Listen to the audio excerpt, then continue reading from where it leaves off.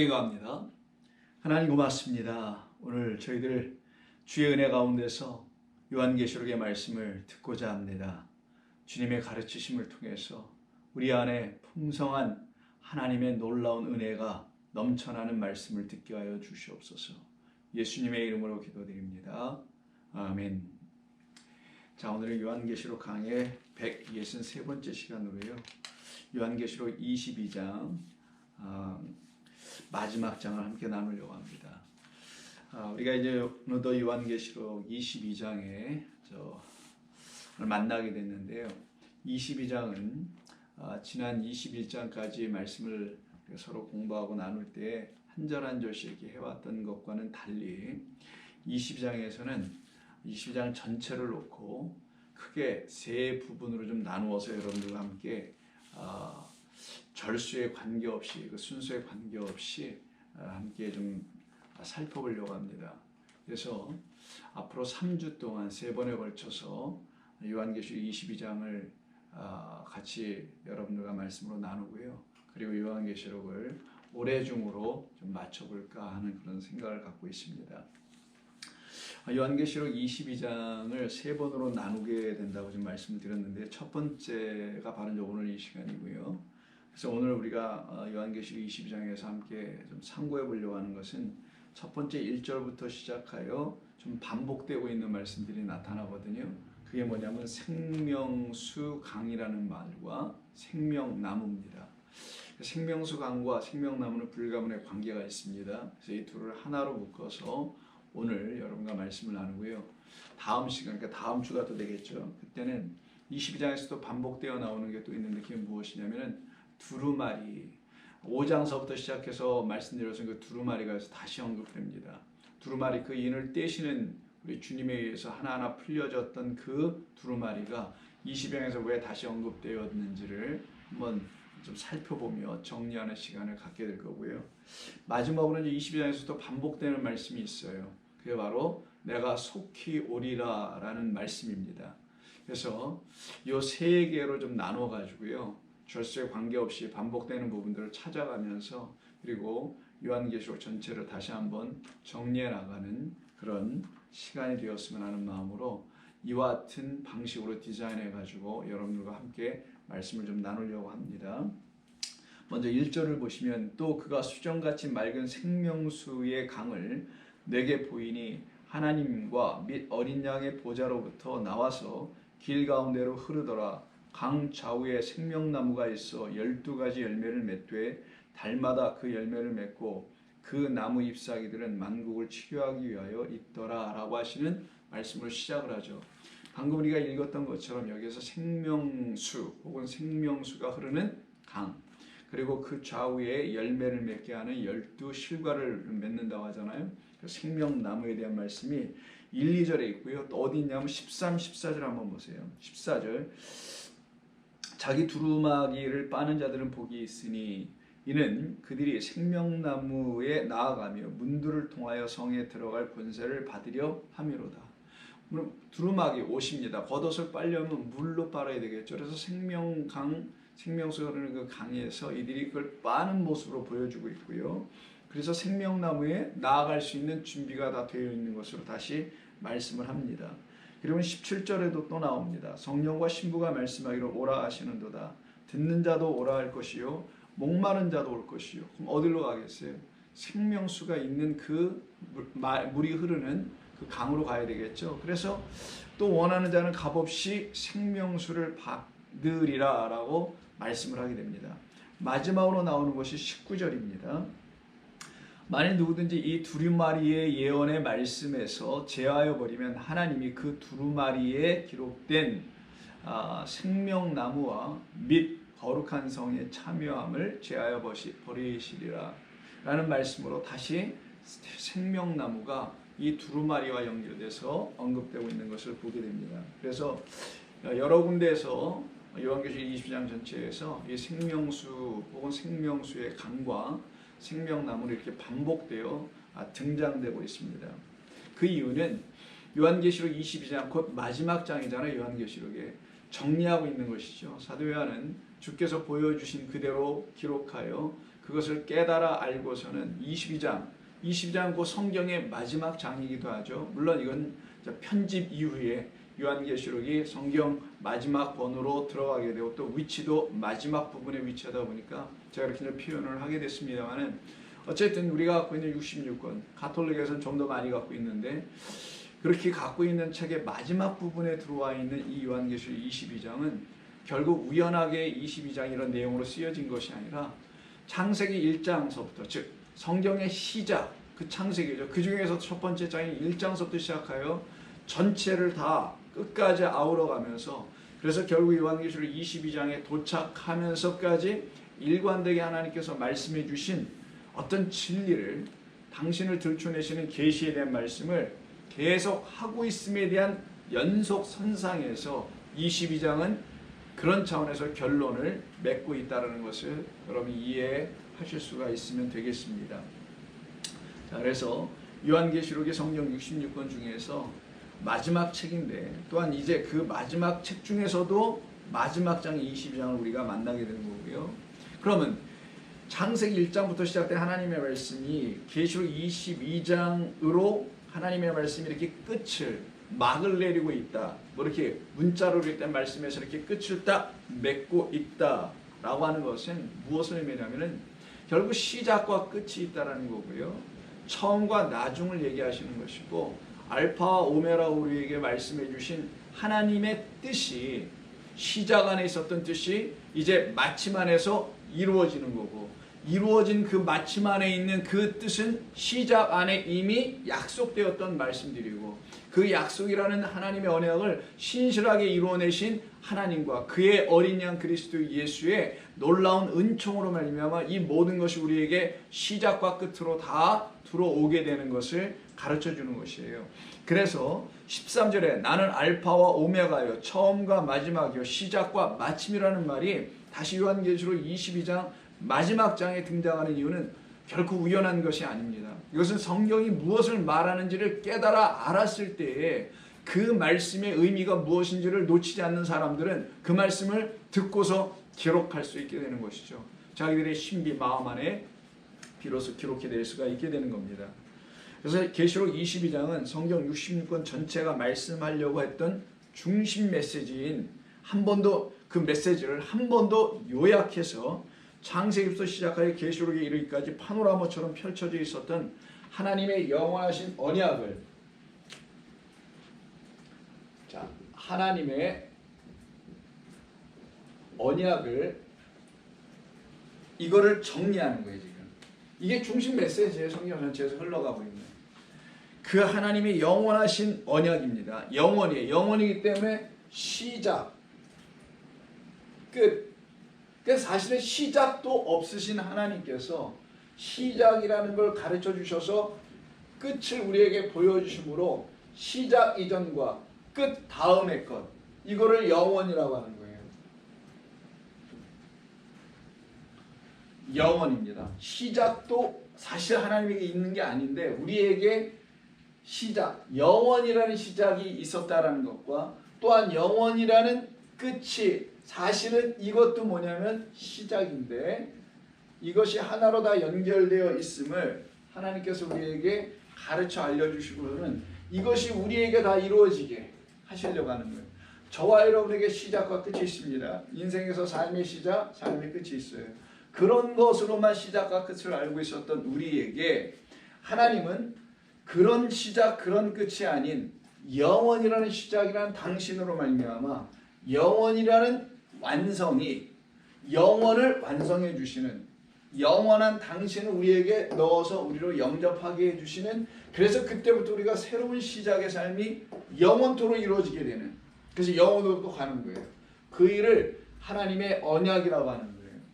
그것이 바로 우리가 하나님의 백성이 되는 거고 하나님이 우리의 하나님 되시는 거예요. 그래서 나는 너의 하나님이요 너는 나의 백성이 되려는 이 영원한 언약 안으로 우리가 완전히 들어가게 되는 것을 성경이 우리에게 증거하려고 하는 중심 메시지라고 하는 겁니다. 물론 메시지는 많이 있겠죠. 그러나 이 중심 메시지에서 벗어나서 다른 작은 메시지를 붙잡을 게 아니라 우리를 향하신 하나님의 진짜 언약이 우리에게 영원하며 중심적인 메시지가 되어야만이 다른 모든 것들이 이 하나님의 중심 메시지인 영원하신 언약 안으로 묶여 빨려 들어가게 되는 것이죠. 쉽게 하면 말씀드리면 이 하나님의 언약이 가운데 중심이 있고 나머지 이렇게 빨아들어 당겨야 된다는 것을 말하는 거예요. 그것을 의미하는 것이니 여러분 그렇게 이해하시면 되겠습니다.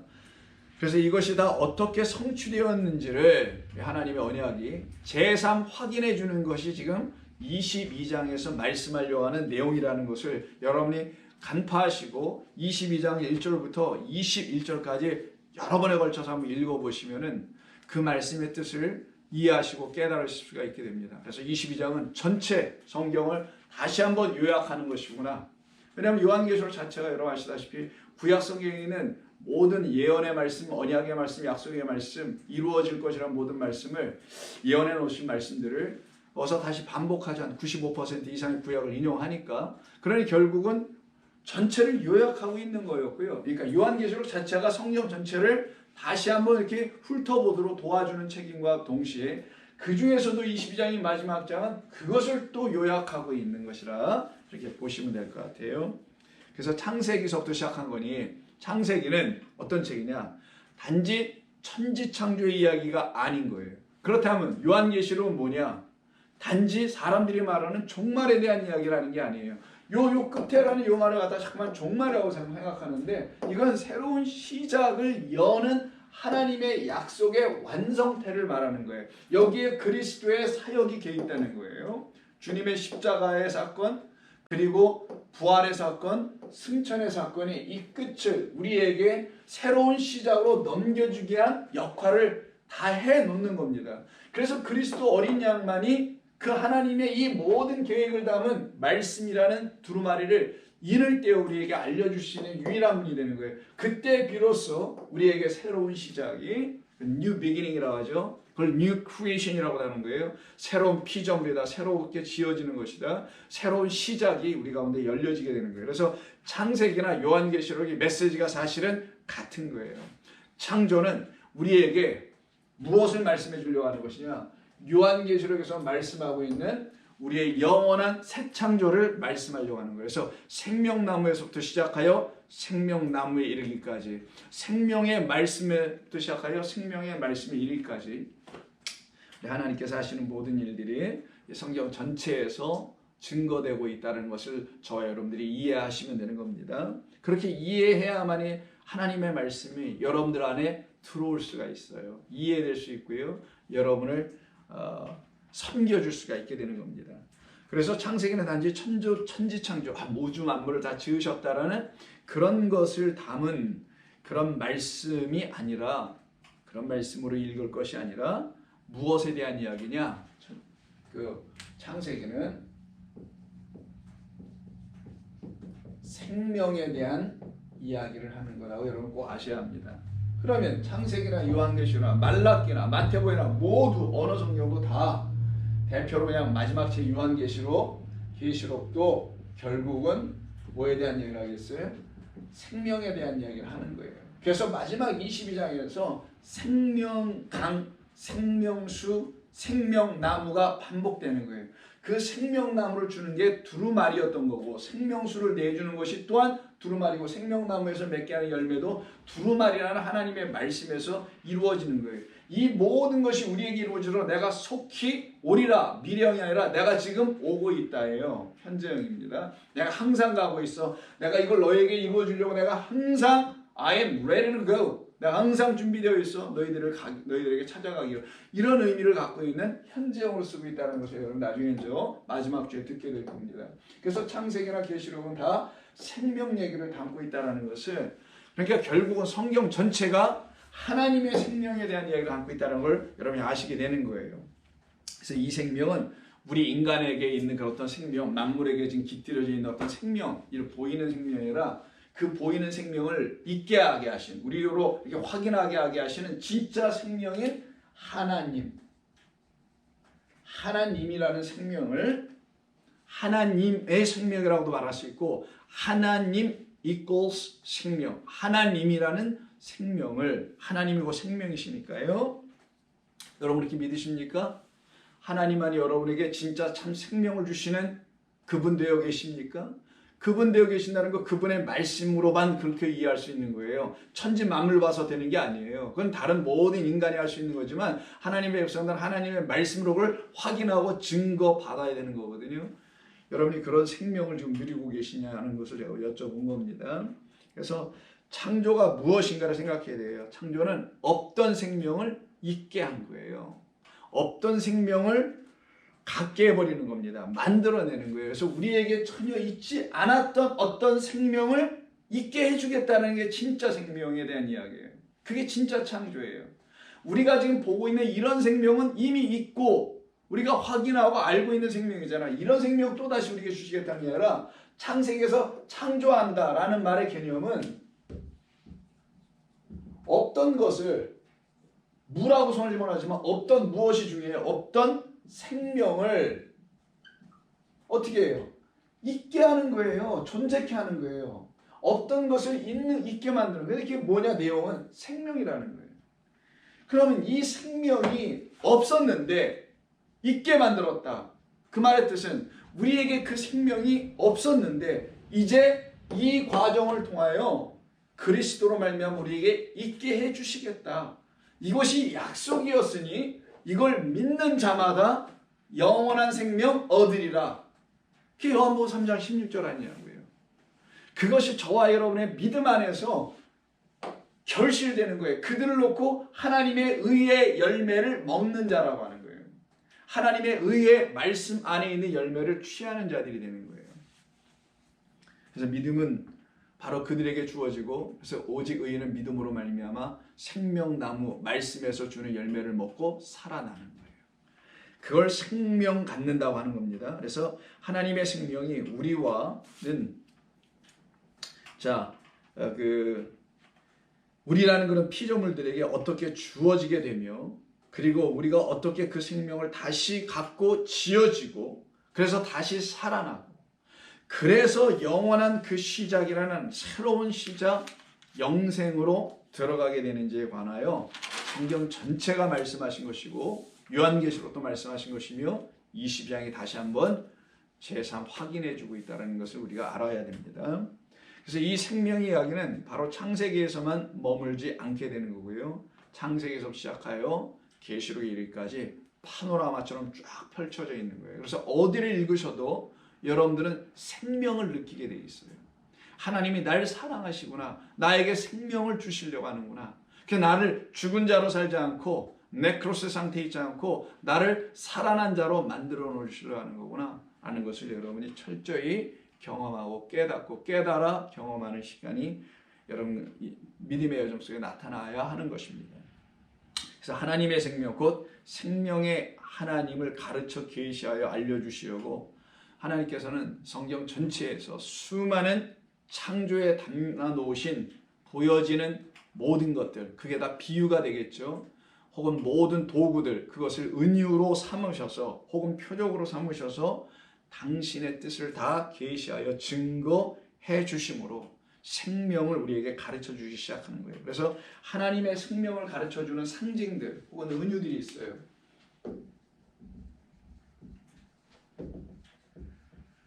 하나님의 생명이 무엇인지를 가르쳐 주시기 위해서 하나님이 사용하시는 몇 가지 도구들이 있는데 여러분 아시는 빛이 있습니다.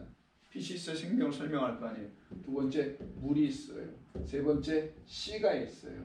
요 기본 세 개를 가지고 창세기 1장에서 언급되잖아요. 무엇을 만들어냅니까? 결국은 나무를 만들어내요. 근데 이때 그런 나무는 씨 맺는 열매 맺는 나무가 되는 거예요. 씨 가진 나무, 씨 가진 씨는 곧 열매니까 씨라는 열매를 갖게 된 나무로 가는 거예요. 그래서 이 나무 또한 요 생명을 근거로 해서 갖게 됐으니 여기가 다 생명이니까 이게 다 또 하나님을 말씀하는 거니까 그래서 이 나무는 이 생명 하나님을 가지고 그 나무로 우리에게 찾아오는 거예요. 그걸 갖다가 참 포도나무라고 설명해 주신 그리스도라는 나무가 되는 거예요. 진리를 우리에게 열매 맺게 해주시는 진리는 생명입니다. 진리는 하나님의 은혜로 우리에게 주어지는 하나님의 생명을 담은 말씀이에요. 그래서 생명을 가지려면 하나님의 말씀을 진리로 들어야 되는 거예요. 깨끗하다라는 거예요. 온전하고 완전하다라는 거예요. 그래서 여러분의 마음이 흡족해져야 되는 거예요. 그래 여러분이 완전함 속으로 들어가는 거예요. 이 생명이라는 나라 안으로. 그때 여러분이 하나님 안에 거하서 기쁨을 누리는 겁니다. 진짜 기쁨을. 그것이 믿는 자들에게서 일어나야 될 일인 것이죠. 것이어야 되는 거예요. 그래서 그 마지막에 이 나무에 향하여 가고 있는 것이죠. 그래서 오늘 본문에서도 이 빈 물씨가 결국은 나무를 양육해내고 만들어내고 키워내게 되는 그런 메타포, 은유가 있잖아요. 상징적인 설명들이 가능하고 그래서 이 나무에서 열매를 맺게 되는, 그래서 그 열매를 먹는 자들이 깨끗함을 입는 거예요. 자, 그게 이제 여러분이 알고 계신 지금까지 차근차근히 들어오신 여러분들에게 이 말씀들이 아마 잘 이해가 되어 주님의 하시는 일들이 이런 것이었다는 것을 여러분이 비로소 보다 더 확신하시게 될 수 있게 됩니다. 그래서 계시록은 이러한 상징적인 도구들을 다시 언급해 주는 거예요. 마지막 22장에서. 그리고 성경의 흐름 속에서 결단코 한 발도 벗어나 있지 않고 일관된 메시지로 가는 거예요. 창세부터 시작해서 계속 가잖아요. 이거 여러분 안 나온 데 있어 이거? 계속 가잖아요. 계속 반복돼요. 계속 반복돼요. 결국 이 생명을 계시록에서 다시 언급해 주시는 거잖아요. 이 생명은 내게 있도다라는 걸 알려주시는 것이죠. 그래서 여러분이 이거를 깨달아야 믿게 되는데, 깨달아서 맞아 온 만물을 봐도 그렇고 하나님의 하시는 모든 창조의 세계에서 우리에게 계시하여 보여주시는 것도 그렇고 그리스도께서 우리에게 오셔서 보내신 바 되어서 우리에게 행하신 모든 일들을 다 바라보고 묵상하고 생각하여 보니 이거 아니면 뭐가 있겠는가? 생명 주시려고 하시는 거고 그 생명의 나라로, 아버지의 나라로 우리를 이끌어 가시려고 하신다는 이 일관된 메시지가 성경을 관통하고 지나가고 있다는 것을 아시게 됩니다. 그래서 세상이나 다른 종교와 혹은 여타의 철학이나 뭐 사상가들이 말하는 그런 말도 안 되는 그런 생명에 대한 이야기를 하는 것이 아닌 거예요. 그래서 22장 1절에 물과 강과 그래서 생명수 강에 관한 것으로 다시 시작하게 되는 거고요. 우연이 아니죠. 그 강가에서 우리가 읽었던 2절을 보면 12가지 열매를 계절마다 달마다, 그러니까 12달이 있잖아요. 12달마다 그 열매를 계속 맺는다는 거죠. 여러분 세상에 12달마다 계속 열매를 맺는 나무가 있습니까? 그런 나무는 없잖아요. 근데 여기에서 이거 맺는다는 게 뭐겠어요? 우리에게 계속 주신다는 연속성과 영원성을 가르쳐 주시는 것이죠. 그게 바로 새하늘과 새 땅에 거하는 자들의 삶이라는 걸 보여주려고 하는 거예요. 결코 줄이지 않고 생명을 계속 공급받는다라는 것을 12열매를 달마다 때마다 계속 공급해 준다라는 것을 통하여 우리는 그 양식 생명을 공급받는 자들이라는 사실을 다시 알려주는 것이 바로 이 12열매를 맺되 달마다 그 열매를 맺는다고 하는 것이죠. 그래서 그 열매를 따먹는 자, 취하는 자마다, 열매는 말씀이니까 생명 있는 말씀이니까 어떻게 되겠어요? 치료가 되는 거예요. 깨끗함을 얻게 되는 역사가 있게 됩니다. 그래서 1절에서도 이 생명을 주는 물, 그 생명 그 자체는 하나님이신데 그 하나님과 그 어린 양의 그 보좌로부터 그래서 이 물이 흘러내려온다라고 본문이 22장 1절이 보좌로부터 나와서라는 말을 우리에게 주시는 겁니다. 그러니까 우리의 생명의 근원 되신 분이 누구인지를 분명하게 성경은 다시 한번 못 받고 있는 거예요. 분명하게 확인시켜 주는 겁니다. 마치 창세기에서 에덴 동산의 물이 동산 중앙에서부터 온 세상으로 흘러 내려가잖아요. 그와 똑같은 얘기를 다시 하는 거예요. 창세기 2장 10절 한번 보십시오. 창세기 2장 에덴 동산을 창설하신 이후에 그걸로 끝을 내신 게 아니라 10절 강이 에덴에서 흘러나와 동산을 적시고 거기서부터 갈라져 네 근원이 되었으니 그래서 네 근원으로 흘러내려가는 마지막 강을 마지막을 뭐라 그러냐면은 그렇죠. 흘렀으며 14절 그러니까 넷째 강은 유브라데더라 라고 해서 파타그라는 단어를 사용해서 열매를 맺는다라는 의미를 갖고 있는 것이죠. 이건 예전에 오래전에 우리 했으니까 뭐 반복하지는 않겠습니다만은 그런 의미. 그래서 결국은 열매를 맺게 하는 물이에요. 우리가 스스로 열매 맺는 게 아니고 우리 안에 무슨 열매 우리가 막 맺는 게 아니라 그리스도를 통하여 그리스도라는 진리의 생명나무에 열매가 맺게 하게 하시겠다는 거예요. 그래서 그 나무를 바라보는 자마다 이제는 살 길이 열리는 거예요. 첫째 아담 그 하와에서 그 나무를 잘못 쳐다봐 가지고 열매를 따먹지 못하고 헛된 열매 먹고 죽었던 우리가 이제 참된 생명나무로 땅에 오신 그리스도 예수를 다시 바라보니 잘못 바라보면 또 나아시가 주는 걸로 또 잘못 먹어 예수님을. 예수님의 말씀을 또 잘못 취한단 말이에요. 그러지 않고 이제는 그리스도라는 예수로 그 생명나무를 진리의 말씀을 다시 들어보니 이제는 미혹당하게 되지 않고 소위 말하는 그래 타락이라고 합시다. 비껴나가지 않고 거기서 생명을 얻게 되는 거예요. 그래서 영생을 얻게 하려 함이라는 말씀이 이루어지게 되는 것입니다. 그러나 하나님을 알지도 못하는 피조물 인간은 떠나버리고 그냥 그걸 못 먹고 있으니 그러니까 생명나무에다 화영업으로 막아놓잖아요. 못 먹는다는 거예요. 너희 뜻대로 못 먹는다. 내 뜻대로 내가 정해준 방식과 내가 보내준 나의 어린 양 내 아들을 통하여만 이 안으로 들어올 수 있다. 휘장이 열리고 그의 몸이 쪼개지는 역사를 통하여 우리로 하여금 그 나무로 나아가는 생명나무로 나아간다고 20장에서 또 그러잖아요. 나아가는 역사. 그럼 이 3장 요한계시록 3장에 창세기 3장에서 말하는 그 닫혀진 그곳이 이제 열려져 버리는 역사. 그래서 하나님이 다 이루시는 역사가 무엇인지를 더 깊이 알게 됩니다. 그러나 하나님을 알지도 못하는 피조물 인간은 이 생명의 근원 되시는 하나님을 떠나게 되므로 스스로 생명을 유지해 보려고 스스로 뭐라냐면 그 생명을 주는 물을 찾으려고 했습니다. 그리고 그 물을 얻기 위해서 땅을 파죠. 그걸 구덩이, 웅덩이 혹은 우물이라고 하는 겁니다. 근데 그 구덩이를 뭐라고 하냐? 예레미야에서 여러분 아시다시피 터진 웅덩이다라고 하죠. 예레미야 2장 13절에 내 백성이 두 가지 악을 행하였다고 말씀하신 그것이죠. 그들이 두 가지 악 중에 첫 번째는 생수에 그는 데는 나를 버리고 나서는 스스로 웅덩이를 파고 말았다. 그런데 거기는 물을 가두어 놓지 못하는 터진 웅덩이다. 마실 수 없는 물로 그들이 여전히 살고 있다는 겁니다. 이 상태를 잘 표현해 주는 것이 여러분 요한복음 4장이죠. 한번 복습을 한번 해보겠습니다. 요한복음 4장이 바로 그 말을 말씀해 주는 거라서 예레미야 2장 13절, 예레미야 17장 3절인가? 여기도 13절. 이 두 군데 중에 하나만 읽어봤지만 이게 뭐와 관계 있냐면 요한복음 4장 11절과 관계가 있는 거예요.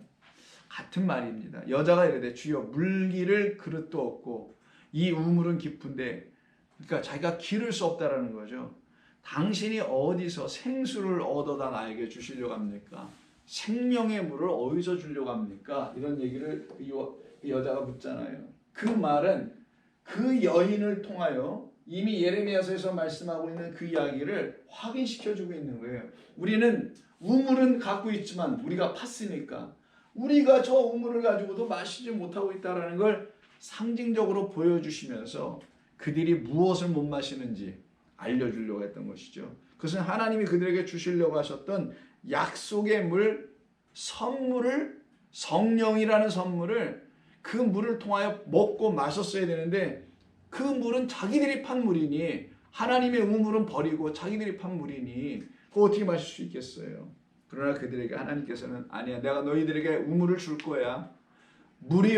샘물이 쏟아져 흘러 터져 나오게 하는 그 물을 줄 거야. 그 물이 나오는 그 근거를 너희들에게 근원을 다시 줄 거야. 라고 다시 약속을 해주시죠.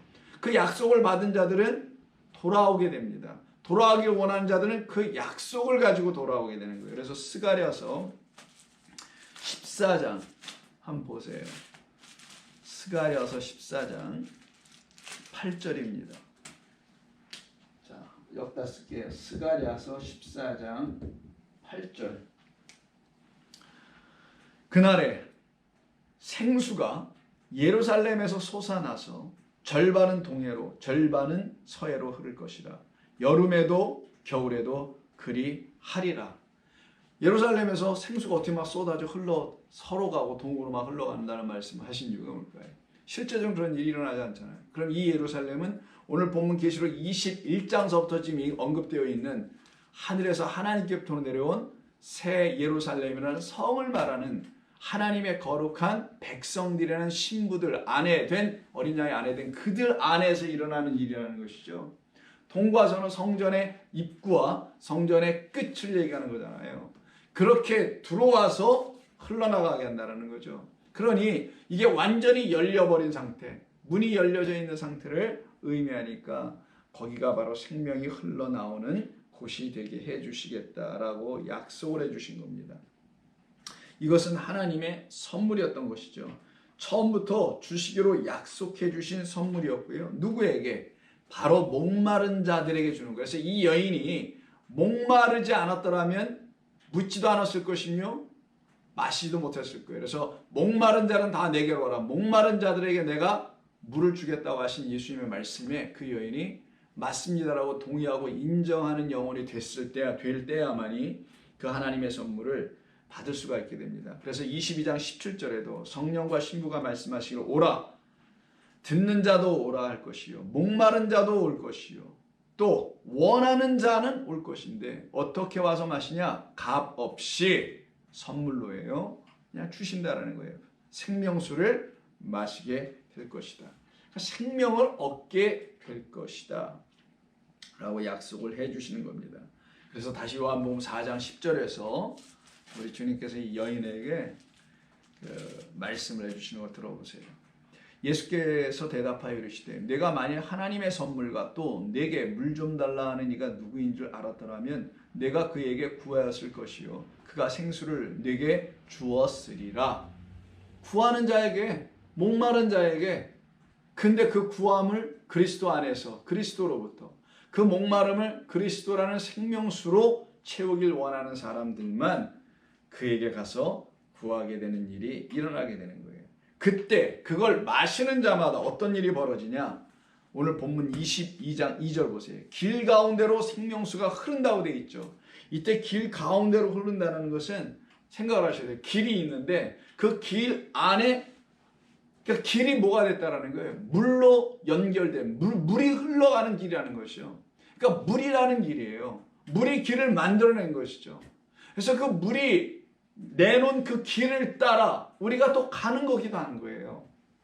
그래서 바로 이것은 우리들 가운데서 흘러 지나가게 될 하나님의 물, 곧 성령의 흐름, 충만함, 솟아남을 우리에게 가르쳐주는 것이 22장 2절에 그 가운데로 흐를 것이다. 우리 안에서, 우리 중심에서 흐를 것이다라는 것을 말씀하는 거죠.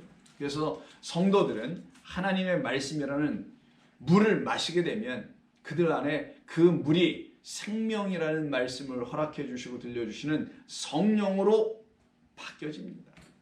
7장을 한번 보세요. 요한복음 7장. 7장 보시면 37절 명절 끝날 날에 예수께서 서서 외치되 누구든지 목마르거든 내게 와서 마시라. 나를 믿는 자는 성경에 이른같이 그 배에서 생수의 강이 흘러나오리라. 그것은 곧 성령을 가르쳐 말씀하신 것이라 라고 분명하게 우리에게 가르쳐 주십니다.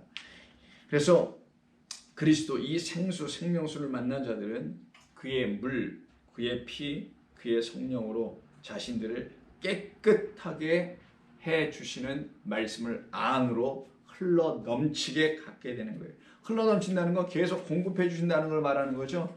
그래서 그들을 깨끗한 자들이라는 거예요. 22장 14절 보세요.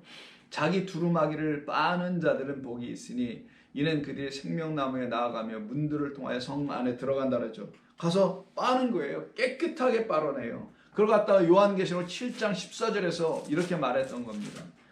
그 물로 빨았다라는 말의 의미가 14절, 7장 14절. 내가 말하기를 내 주 당신이 아시나이다 하니 그가 나에게 이르되 큰 환난에서 나오는 자들인데 어린 양의 피에 그 옷을 깨끗하게 씻어 빨아 입고 있는 흰옷 세마포 옷을 입고 있는 사람들을 놓고 말을 하는 겁니다. 그래서 이 생명의 물이 흐르는 강가에서 결국은 생명나무가 자라는 거예요. 즉 무슨 말이냐? 생명의 물이 저와 여러분들 안에서 흘러 성령으로 말미암아 진리가 무엇인지를 알고 그 진리가 여러분들 안에서 circulating, 마치 피가 온몸을 돌아야만, 막힌 데 없이 돌아야만 여러분 숨쉬고 살아가는 것처럼 성령이라는 하나님의 물, 피, 진리가 흘러가야만이, 관통의 온몸을 흘러다녀야만이 우리가 진짜 살아있는 생명이 되는 거예요. 그때 그렇게 그 물이 흘러가고 있는 생명수를 갖고 있는 그들 안에서 자라나는 나무를 그리스도라는 생명나무라고 하는 거예요. 그 나무가 그래서 이 강가에 심겨졌다라고 2절에서 언급하여 말씀하게 되는 겁니다. 그것은 다 우리 안에서 흘러 넘쳐나는 하나님의 영으로 말미암아 생명의 나무 그리스도가 우리 안에서 자라나는 거예요. 그리스도가 우리 안에서 온전해지는 거예요. 그리스도가 우리 안에서 드디어 영광 받으시게 되는 역사가 일어나게 되는 겁니다. 그래서 생명나무를 우리를 살려내게 살아나게 해주는 말씀이라는 열매를 끊임없이 제공해 주는 것이어서 오늘 본문 2절에서도 열매 맺는 이야기가 나타나게 되는 거예요. 그럼 이 열매는 우리 안에 있는 성령으로 말미암아, 즉 성령이란 진리의 물로 말미암아 맺혀지는 열매에 되잖아요. 그렇지 않으면 창세기 2장 9절과 17절에서 말하는 것처럼 그 물로 말미암아, 즉 우리 안에서 성령이라는 진리의 말씀의 물이 흘러 넘침으로 거기에 씨라는 그리스도의 생명의 말씀이 떨어져서 나무가 자라니 그 나무도 그리스도의 나무가 될 수밖에 없잖아요. 그때야만이 우리가 생명나무의 열매만 먹게 되는 거예요. 선악의 열매를 먹지 않게 되는 거예요.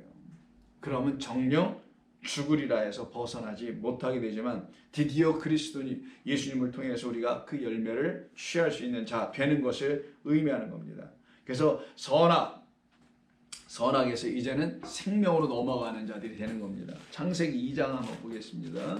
2장과 3장을 여러분 보시면 이 말씀을 온전하게 더 깊이 이해할 수가 있게 됩니다. 2장 9절 여호와 하나님이 그 땅에서 보기에 아름답고 먹기에 좋은 나무가 나게 하시니 동산 가운데는 생명나무와 선악을 알게 하는 나무가 있더라. 우리가 봐야 할 나무는 생명나무였죠. 근데 그 생명나무를 보지 못하게 되면 우리에게 보여지는 것은 선악나무예요. 하나님의 눈으로 볼 수 있는 것이 생명나무예요. 즉 그리스도는 우리의 눈으로 못 보는 거예요. 하나님이 도우시는 새 눈, 빛을 가진 눈으로 볼 때야만이 그리스도가 우리 가운데 이게 포착이 되고요. 그리고 그를 믿을 수 있는 그 믿음의 사람들이 되게 돼요. 그때야만이 비로소 생명나무가 우리에게 보여지기 시작하고요. 그렇지 않으면은 바로 나아시에 붙잡혀서 그 나무가 갑자기 선악나무로 둔갑하여 선악이라는 열매를 맺게 하고요. 자기 안에서 맺는 거예요. 전부 다. 그리고 그 선악나무의 열매인 선과 악을 취하는 자 돼버리게 되는 겁니다. 그래서 17절 보시면 선악을 알게 하는 나무의 열매는 먹지 말라. 이 나무는 생명을 주는 나무지 선악을 알려주는 나무가 아니라는 것을 말씀해 준 거예요.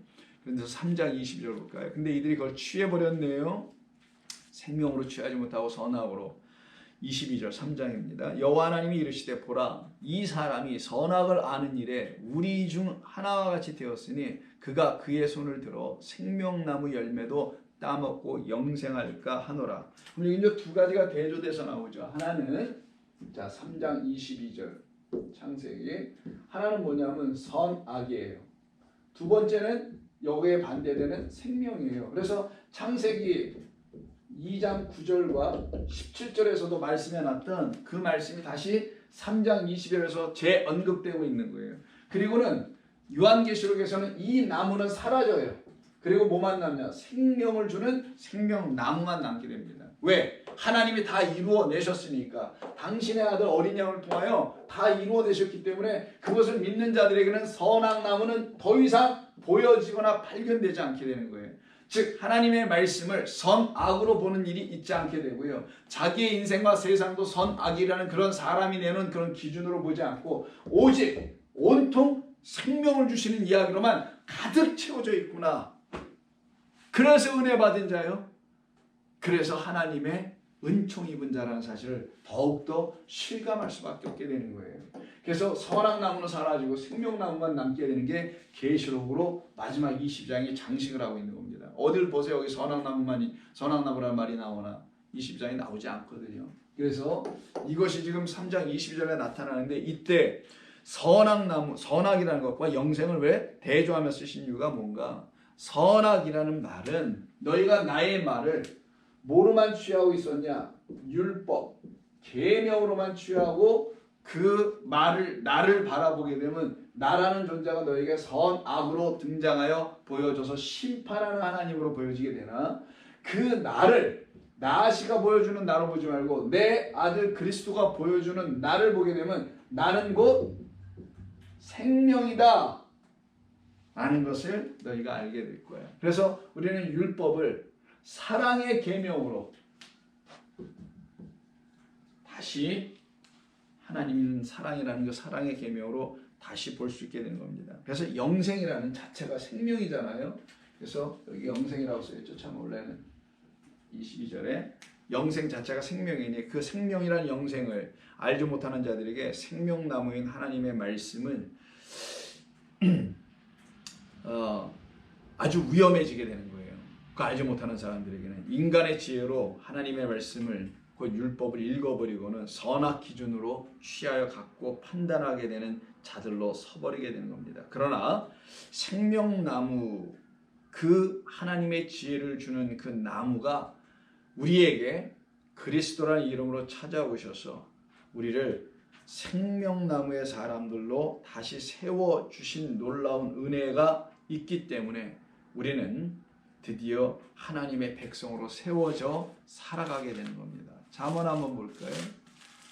이 생명나무가 우리에게 어떤 역할을 해주는지, 그리스도가 우리에게 어떤 역할을 하시는 것인지, 율법을 계속 계명과 사람의 뜻으로 보지 않고 그 율법을 어떻게 우리가 취하여 읽을 수 있도록 도와주는지 3장, 잠언 3장 18절. 지혜는 그 얻은 자에게 생명나무라. 지혜를 가진 자는 복되도다. 잠언 3장 18절에 다시 한번 읽어볼게요. 지혜는, 이 지혜가 없으면 그 거짓된 지혜자인 나시 그의 말을 듣고 하나님의 말씀을 선악 수준으로 읽고 말게 되지만 하나님의 말씀과 하나님이 지으신 모든 것들을 생명을 주기 위한, 하나님이란 생명이니까 영생을 주기 위한 말씀으로 들으려면, 알아보려면 지혜가 있어야 되는데 그 지혜는 곧 그리스도라는 하나님의 지혜인 생명나무로부터 얻는 거예요. 지혜는 그 얻은 자에게 생명나무가 된다는 거예요. 지혜를 가진 자는 복이 있도다. 그래서 이 생명나무를 우리에게 이미 약속해 놓으신 거예요. 교회와 성도에게. 그래서 요한계시록 2장을 보세요. 요한계시록 2장 7절. 이미 전에 했던 것처럼 여기서도 언급이 됩니다. 교회에게 언급해 놓으셨죠.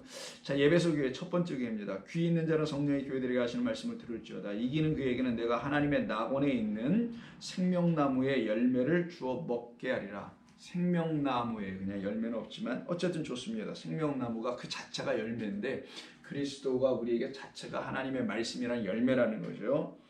그래서 그것을 주어 먹게 해주시겠다라고 약속해 주신 것이고, 그래서 22장 14절에서도 그것을 먹는 자마다 생명나무에 나아가며, 그래서 그 나무, 생명나무 그리스도를 통하여 그 문 안으로, 열린 문 안으로 휘장 건너편으로 들어가게 되는 것이 14절에서 생명나무에 나아가며 문들을 통하여 그 성에 들어갈 권세를 받게 하려 함이라. 바로 그 사람들을 놓고 19절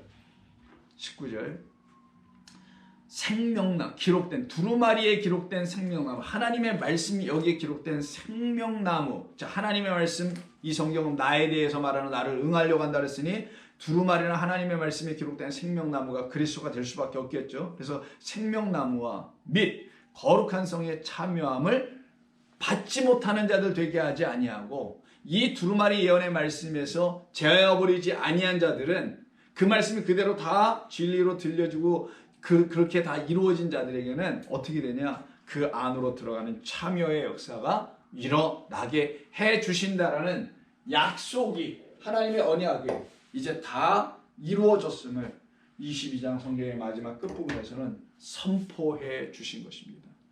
그러니 저와 여러분들은 이 말씀을 통해서 내가 하나님의 말씀이나 성경이 내게 혹시 있지 않았더라면 난 큰일 날 뻔했던 사람이구나.